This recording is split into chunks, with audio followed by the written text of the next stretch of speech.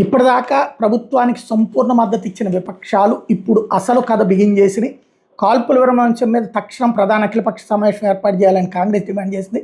Parliament ప్రత్యేక session నుంచి ప్రజల ప్రశ్నలకు సమాధానాలు చెప్పాలని కోరింది. వాషింగ్టన్ నుంచి కాల్పుల విరమణ ప్రకటన వచ్చిన నేపథ్యంలో ప్రధాన అధ్యక్షత తక్షణం అఖిలపక్ష సమావేశం జరగాలి. పార్లమెంట్ ప్రత్యేక భేటీని ఏర్పాటు చేసి గత కొన్ని రోజులుగా జరుగుతున్న అంశాలను చర్చించాలని ఎక్స్ వేదికగా కాంగ్రెస్ సీనియర్ నేత జయరాం రమేష్ డిమాండ్ చేశారు.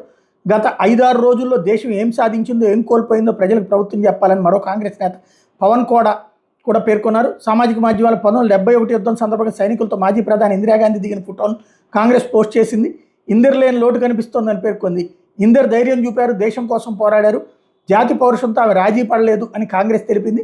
కాల్పుల విరమణ భారత్ సాధించిన విజయం, ఉగ్రవాదులను వాళ్ళకి మద్దతు ఇస్తున్న వాళ్ళని ప్రధాని శిక్షించారు, ధైర్యంగా పోరాడిన భారత సైన్యానికి ధన్యవాదాలంటూ బీజేపీ.